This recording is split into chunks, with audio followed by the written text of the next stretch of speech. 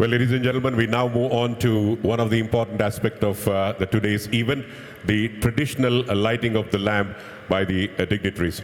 We request Sri Arun Jaitley, Honorable Minister for Finance, Corporate Affairs and Information and Broadcasting, Government of India, to kindly light the lamp. And along with him will be the Honorable Chief Minister and the other dignitaries on the dais, Shri Nitin J. Gadkari, Honorable Minister for Road Transport and Highways and Shipping, Government of India, Shri Venkaiah Naidu, Shri Anant Kumar, and the dignitaries.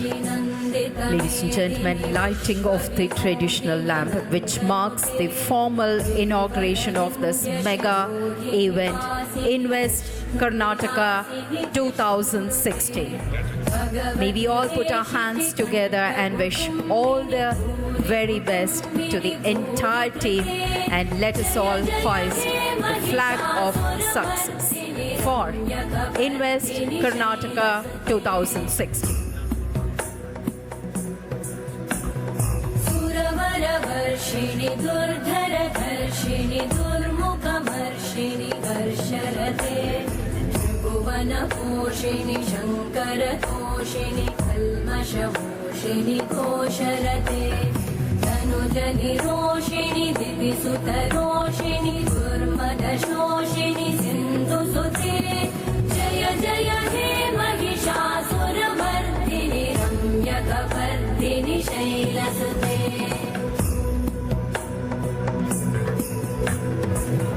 Jagdamb मदम्ब Kadamba one प्रियवासिनि हासरते शिखरि शिरोमणि तुङ्ग हिमालय शृङ्ग निजालय मध्यगते मधु मधुरे मधु कैटभगञ्जिनि कैटभभञ्जिनि रासरते जय जय हे Mahishasuramardini रम्यकपर्दिनि शैलसुते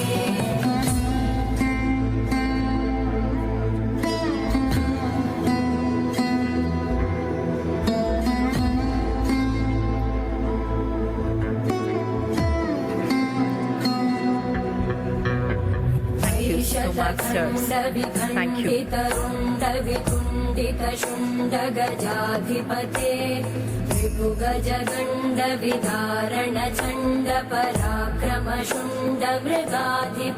Thank you, sirs. Thanks once again.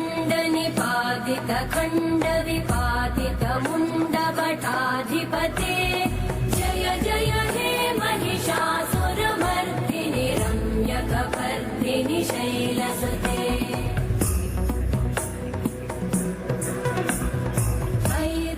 Honorable Union Finance Minister Shri Arun Jaitley ji,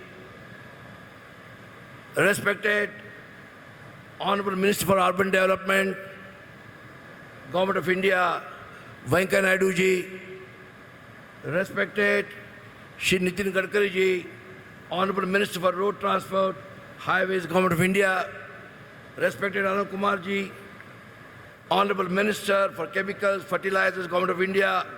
I'm sorry for paucity of time. I'm not taking all names. Respected the doyen of Indian industry, Ratan Tata ji, Shri Kumar Mangalab ji, Sajjan, Venu Srinivas, Kiran, Najim Prem ji, Narayan Murthy ji, and all important people on the dais, the ambassadors on the dais, the council generals on the dais, friends, dignitaries, delegates, invitees, editors, and investors from a tiny industry to a big industry, and ambassadors, council generals of the 7 partner countries. Friends, it is a great pleasure for Government of Karnataka, and more so to me, to extend you a warm welcome on this historical day. I would like to begin first thanking all of you for taking time out of your busy schedule attending this event. More so the finance minister, I don't know how he made it. I should be grateful to all the central ministers. In spite of the budget which he has been present, he is today here. So also all of you, friends, have all come from different parts of the world, within the country and from Karnataka.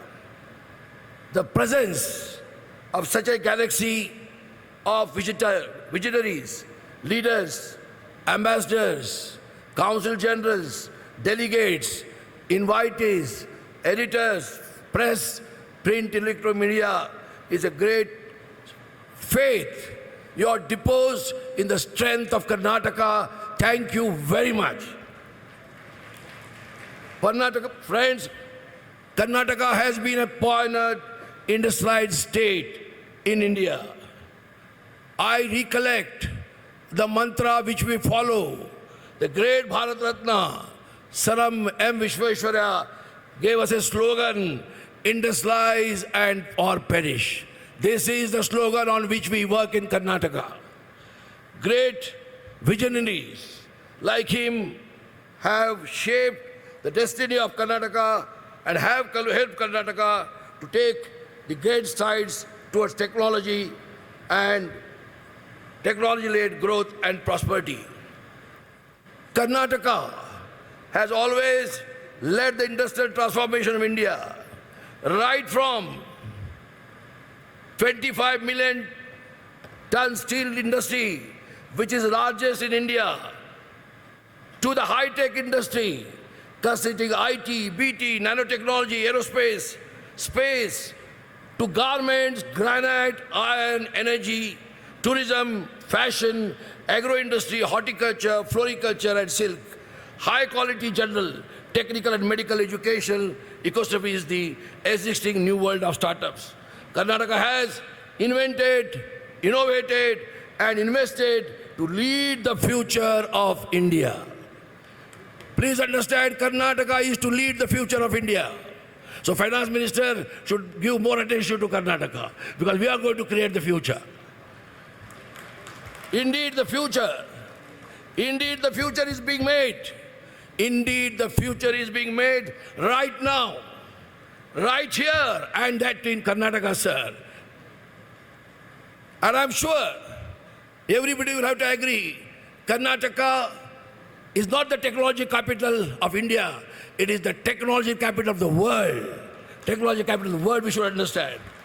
Invent Karnataka 216 marks the next generation of transformation to make Karnataka the leading destination and the leading state in India.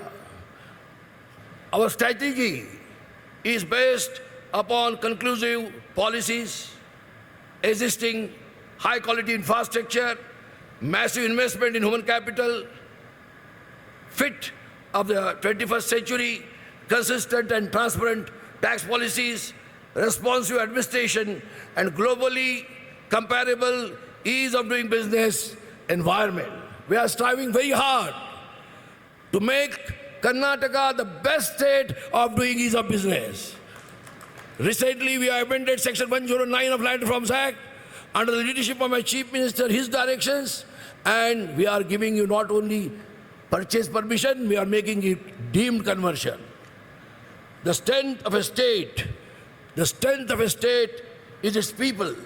Karnataka's outstanding talent and workforce has made it the knowledge capital of not only India, but also the world. We are the knowledge capital of the world. With R&D and innovation centers of more than 400 of the top Fortune 500 companies who have made Karnataka as their home. I don't think in any part of the world, in such a big number, the R&D Fortune companies have made their home. We shall over the next many years continue to invest in inclusive development to make each and every citizen of Karnataka a fully empowered, productive and responsible member of the global community. Karnataka offers a fast-growing market within itself, a $2.3 trillion Indian market, growing to $10 trillion by 2035, and access to the global markets. Karnataka is the most exciting market today within the fastest growing economy of the world. We have brought visionary policies in the sectors of industry, solar, textile, infrastructure, agribusiness, aerospace, tourism and startups. We are the only state which has a startup policy. I am proud to say them and will encourage them to make innovation and innovations. We are committed into ensuring investments are implemented through new institutions focused on making things happen. Karnataka is possibly the only state in the country to have a sectoral policies, vision group, and active participation of industry. Global and Indian industries have flourished in Karnataka. Friends, we drive the investments with the help of the industry. Industry is our partner in growth. Karnataka has been a pioneer leading the country on many fronts, one of which is the concept of bringing government and industry together at a common platform by organizing the country's first global investors meet way back in 2000. Sir, Karnataka has a lot of firsts. The first global investor meet was held in Karnataka in 2000, which paved the way for all other states to have global investor meets. We are happy about it. We believe in competition. We believe in transparency. This competition among the states has brought a lot of transparency and making quick decisions. Every state has realized that investments are important. It be agri, it be textile, it be IT, it be manufacturing. Without investments, how are we going to give job to our youth? Without investments, how are we going to create wealth, exchequers in the pockets of our exchequer to do development or social programs? So investment is very important, and I can assure the finance minister, the central ministers here, we are with you in Make in India program. We want your fullest cooperation and support. Please understand, sir, Make in India already we started long back in Karnataka. We want to push it. We want your support. Every state has realized that without investment, nothing can happen. Investors submit displays responsiveness of the government machinery to meet investor expectations. It is also an opportunity, small and medium enterprises and young entrepreneurs to meet and learn from experiences of global leaders. There is a feeling. Investors meet means sign some large number of MOUs and say, we collected 7 lakh, 10 lakh investments. We in Karnataka are not against MOUs. We are trying to clear projects as many as possible. We also sign MOUs, but we have to be realistic. Investor meet is not a meet just to clear projects. It is a meet to attract investors from different parts of the world. Meet the investors who have invested in Karnataka, try to understand their issues, try to help them in resolving their issues, try to find out if there are investments. It is a meet to bring here the investors who have not reached Karnataka and tell them and showcase our strengths and tell them what are our policies and get them investments in Karnataka. It is a meet for our youth, small industries, medium industries to understand, interact with the global leaders and find out what is best for them. So in that direction, many steps have been taken by the government. Besides this, we have more than 300 exhibitors, over 1 lakh square feet at the Invest Karnataka 2016 Expo. This is a unique expo which has been done. One more important thing which we have done is, which is more than 140 projects with DPRs or pre-feasibility are on the websites of the infrastructure department and the industries department, asking the investors to look at them and come forward to invest. I don't think in any investors meet such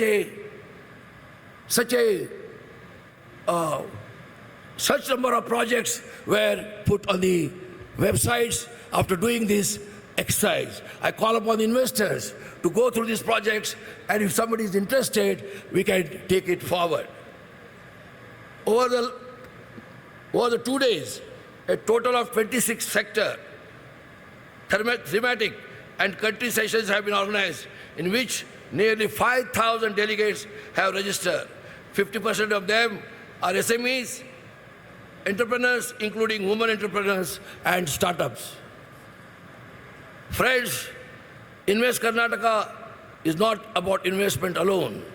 The platform has been created so that we can all network and exchange ideas and in the process help each other to grow. Our vision is a prosperous Karnataka. Our vision is a prosperous Karnataka where all citizens can realize their dream, fully empowered and supported by a responsive state. Under the leadership of our Chief Minister Siddaramaiah ji, we have a strong, stable, proactive government. Our doors are wide open to the industry. We are approachable 24/7.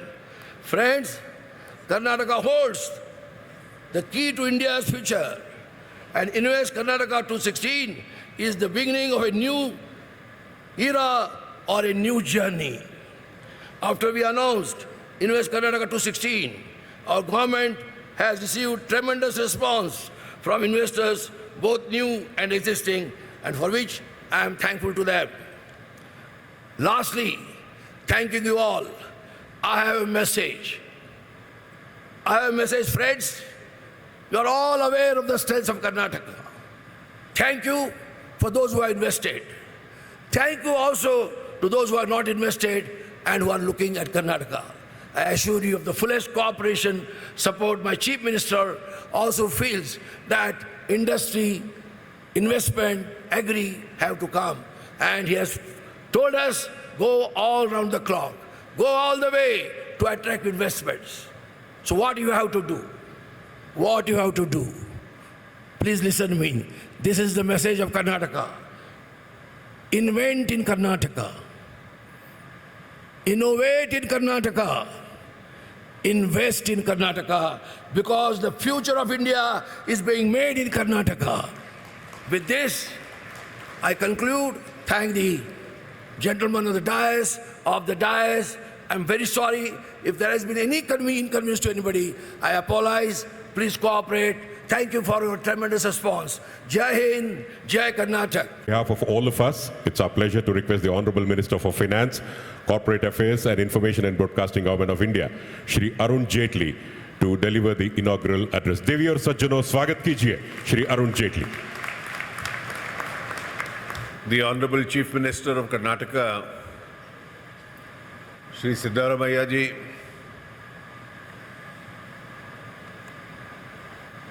my honorable colleagues in the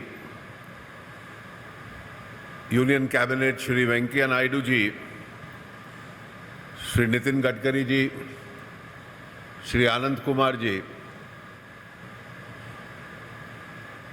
Shri R.V. Deshpande, the moving spirit behind this conference, ministers of the state government,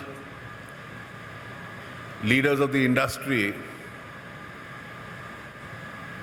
Your Excellencies, officials, ladies and gentlemen. It's always a pleasure to be in this great city and this great state. Not only has this city been blessed with one of the best weathers in the country, it's also been blessed with a natural instinct of people in and around it who've learned the art of learning and innovating. And really, it is that art of innovation which has kept this state on the center stage of India's economic growth. We, the ministers of the Union Council of Ministers, are here in order to support this great state in every effort that it makes for its economic advancement and to further grow. because under our constitutional and political scheme, governance of this country is a shared sovereignty between the center and the states. Both of us have a parallel mandate to rule. Our areas of jurisdiction are clearly demarcated and defined. But the ultimate object of that shared sovereignty is that how do we enable and empower the people of India? How do we make India grow and grow faster? And how do we make sure that rates of poverty in this country get depleted at the very fast? At the end of the day, there is no other cure for depletion of poverty and its final elimination other than making India grow. It's only when India grows faster that we are going to pull out a large number of people out of the poverty levels, and at the same time, governments are going to be empowered with resources in order to service the poor and enable them to come out of that economic status.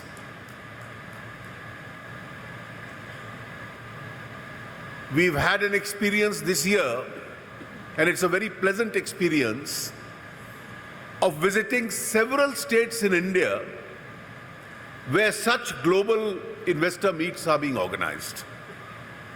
I have been repeating ad nauseum at every of these global meets something which I had said about a year and a half ago when the new government at center had taken over, that it was usually felt that India is a case of cooperative federalism.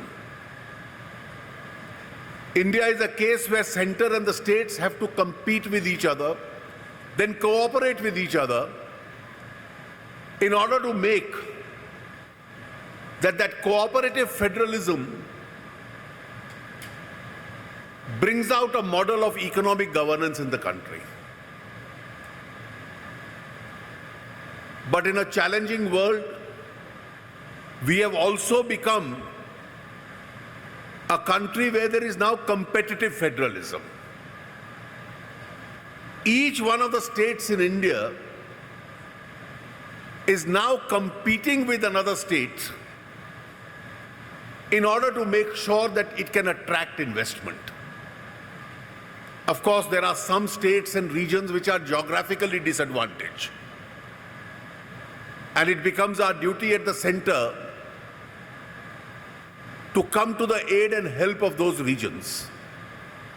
But all other regions are now actively competing with each other in order to woo and attract attention, investment. This, I think, is one of the most positive signals which has come about in this country. And merely the fact that a given state organizes a meet itself is not going to bring about investment. Investors are also very competent people. They analyze the comparative advantages and then decide which is the destination of their investment. And states which have a consistent track record of a stable administration, a good governance, clean administration, stable politics, stable policies, easy availability of land, easy availability of natural resources, easier prospects of doing business in those states. I think it is those states which will then become the primary destinations as far as the investment is concerned. Today, in the global situation, India is being distinctively noticed. It is being noticed for the reason that even in the midst of global slowdown, India has comparatively stood out. In fact, if we look at the history of 2001, then 2008, and finally 2015, we can take some element of satisfaction in the fact that amidst all three crises, India did display a considerable amount of resilience in as much as we survived those three crises. Today, probably, the world faces a very difficult and a challenging situation. There is unpredictability, there is volatility, and there is an inability to understand and fully analyze, when we look down the tunnel over the next 2 to 3 years, which way the world is going to move. Unpredictability and volatility have become the new global norm. In these circumstances, it's extremely important for India to emerge out of this crisis even stronger. We are relatively unimpacted by some of the factors which have caused the global crisis. So lower prices of oil, metals, commodities substantially suits us.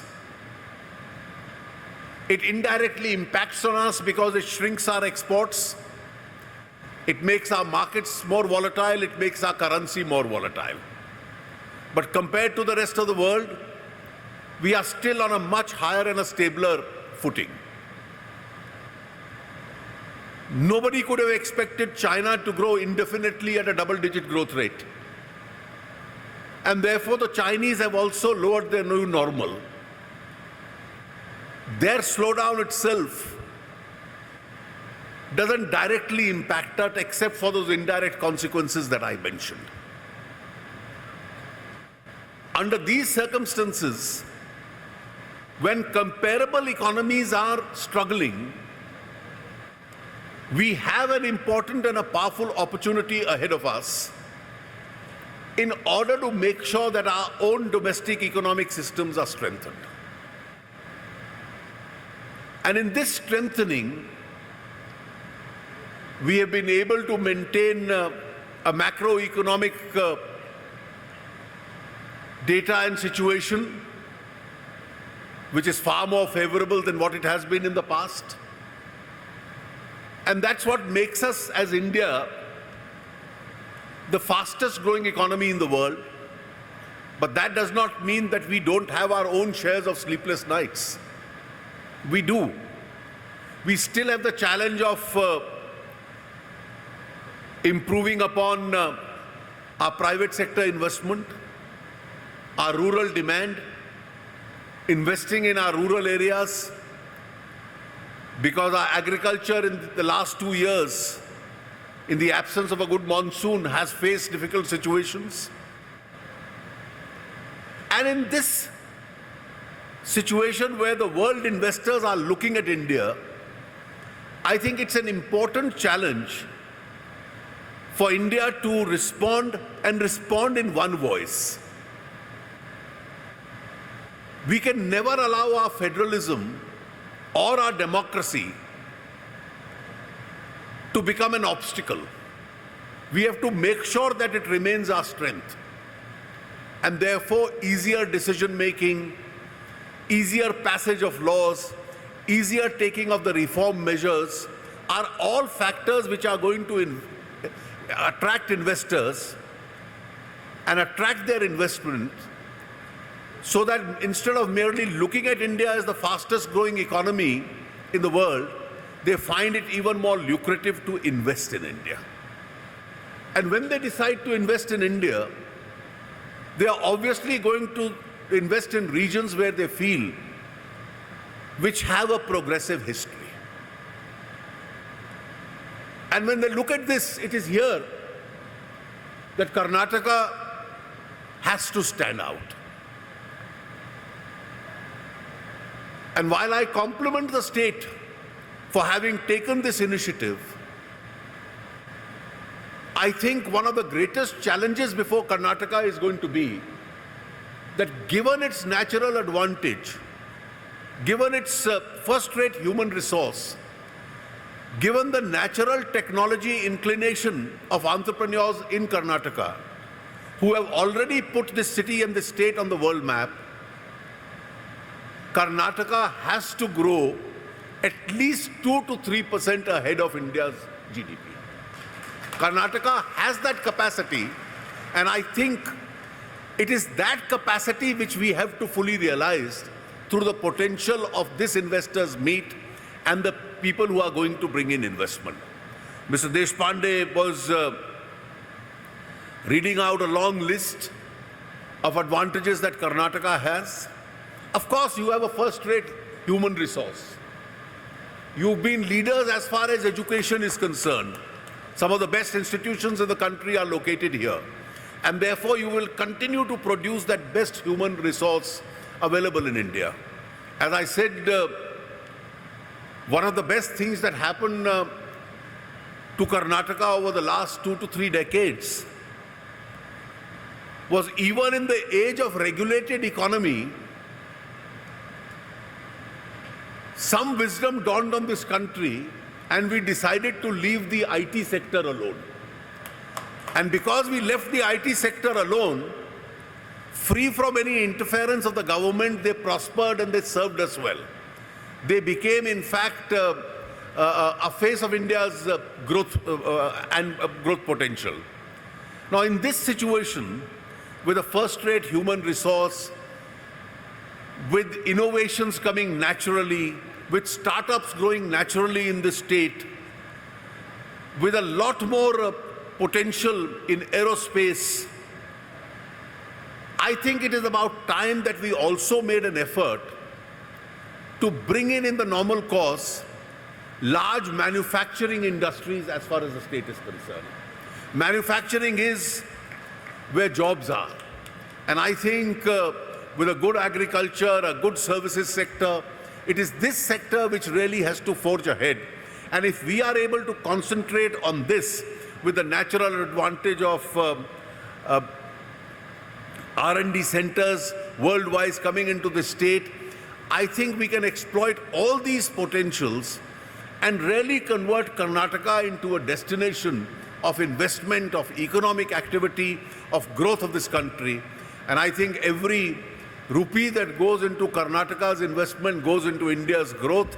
And I'm sure the Honorable Chief Minister, assisted very ably by Mr. Deshpande, will take upon this challenge that every year when the figures come, Karnataka should be growing faster than the national growth rate, because that's where really the potential of the state is. My best wishes to you, Mr. Chief Minister, and I am sure everybody who invests in the state will certainly feel proud of the fact that he took the right decision. Thank you very much.